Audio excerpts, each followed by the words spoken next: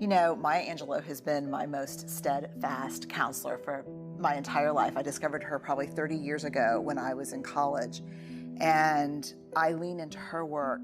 You know how when you find those people that just are unsparing and honest in their work, but they also bring you joy and comfort? She's that for me. And I love everything she does except for that quote. That quote has pissed me off for decades. And I never understood this idea that you're free when you belong nowhere. And as a social scientist, I know that belonging, I know this for sure. Like if you ask me the one thing I know for sure, 200,000 pieces of data.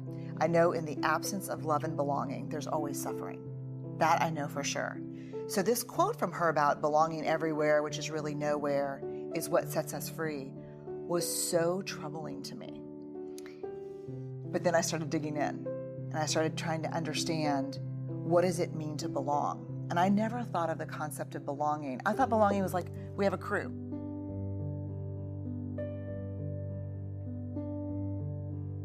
And belonging is something you kind of negotiate with external groups of people, but it's not. What I found very quickly is the rest of that actual quote is part of an interview that she did, where she ended with Bill Moyers, where she ends up saying, you know, he ends up pushing a little bit on and saying, so are you saying that you belong nowhere and to no one? And she said, I belong to Maya. And what I found is that true belonging is a spiritual practice. And it's about the ability to find sacredness in both being a part of something, but also the courage to stand alone. And the people, for those of us who struggle to have the courage to stand alone, especially when we know that we're risking that sense of being a part of something because we disagree. Yes. Because we have a different opinion, because we love something different. That is the mark, that's the mark of true belonging, to be able to say, yes, I am a part of something bigger, but I also will stand alone when I need to. You belong everywhere and nowhere, and that is liberation.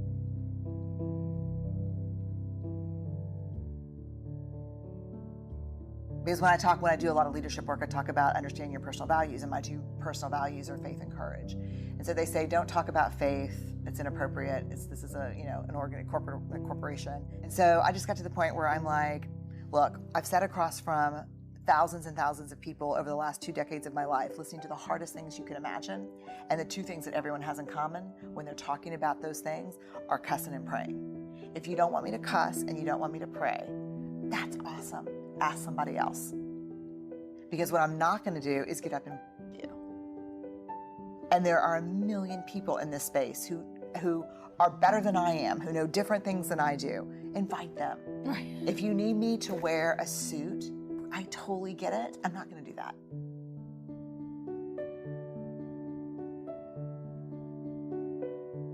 When I speak in public, I don't get up there to talk from my Brooks Brothers self to your Brooks Brothers self. I get up there, and when I walk on the stage, I'm going to talk about things that 90% of the people in the audience have never thought about, talked about, and are scared to listen to. And they need to see me as a person, and I'm just that person. There's this part from Braving the Wilderness that it really changed me. It's the practice that came from the book, and it is, don't walk through the world looking for evidence that you don't belong, because you will always find it. Don't walk through the world looking for evidence that you're not enough, because you'll always find it. Our worth and our belonging are not negotiated with other people. We carry those inside of our hearts. And so for me, I know who I am. I'm clear about that. And I'm not going to negotiate that with you. I will negotiate a contract with you. I will negotiate maybe even a topic with you, but I'm not going to negotiate who I am with you. Because then, and this is I think the heart of the book, then I may fit in for you, but I no longer belong to myself. And that is a betrayal I am not willing to do anymore. I spent the first 30 years of my life doing that. I'm not willing to betray myself anymore. I just can't do it.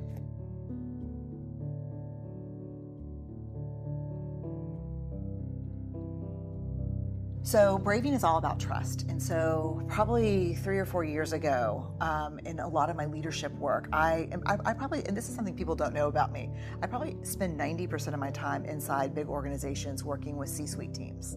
That's what I do most of the time. And so in working with leaders, one of the things that kept coming up is trust building in teams, building trust in a culture. The thing that's hard about trust is if I work for you and you call me in and I'm like really upset because I got passed over for a promotion, and you say to me, look, Brene, you're doing great work, but there are some trust issues. The minute you say anything that I can perceive as I am no longer trustworthy or you don't trust me, we go completely limbic. We go completely out of listening with our prefrontal cortex to listening, to fight, flight, freeze, defend, because our trust is our integrity. It's who we are. So I kept wondering, when we talk about trust, what are we actually talking about? What could you call me into your office and say to me that would be more helpful, more impactful and productive than we have trust issues or I don't trust you? So we dug into the data to figure out what is trust? What do we mean when we say trust? And what I found are there are 7 elements that we're talking about when we talk about trust. And these are observable and measurable.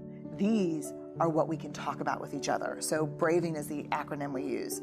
B is boundaries. You set boundaries. When you don't know what they are, you ask. You're clear about what's okay and not okay, which is, as you know, so hard for people. Boundaries are really hard. Reliability is the R. You do what you say and you say what you do. The big hard thing about reliability is you're not hustling for worthiness, so you're not completely overcommitting and not delivering. That's the reliability issue. A is accountability. You don't back channel and blame. You hold people accountable in a straightforward way. V, which I think is really interesting, is the vault. What people don't understand about the vault that's really interesting to me too is that you call me in and you say, I don't understand why I got the position. You say, look, we've got some trust issues that we need to work through specifically. I want to talk about confidentiality in the vault. And I look at you like, Marie, I have never shared a single thing that you have told me in the 10 years we've known each other. And you look back at me and say, yes, but you come in here on a regular basis and share things with me that are not yours to share.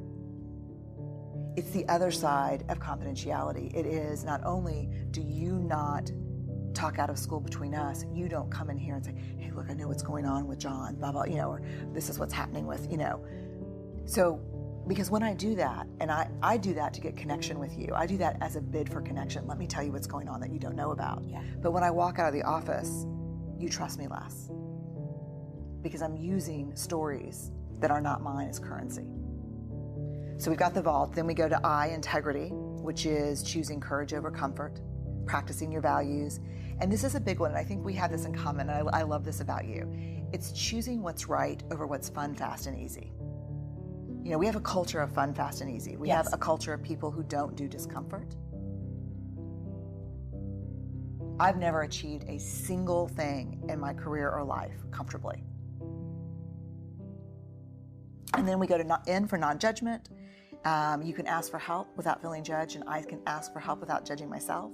And then generosity, which I think is probably the biggest, hardest one for me sometimes, which is when something happens, I assume positive intent. So if things go sideways between us, I'm like, damn it, Marie, I'm so pissed off. I go and say, let me assume the best. Help me understand what happened, Marie. I thought we had a plan around this.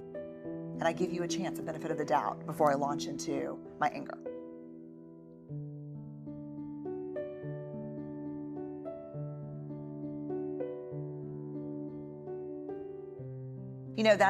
That's human nature. That's wiring. In the absence of data, we will always make up stories. And so I think for braving the wilderness, the whole idea of the wilderness being those times when we stand alone, and those times when we go out on a limb, the times we walk away from what we know, our ideological bunkers and our beliefs, braving is the tool to help us manage the wilderness.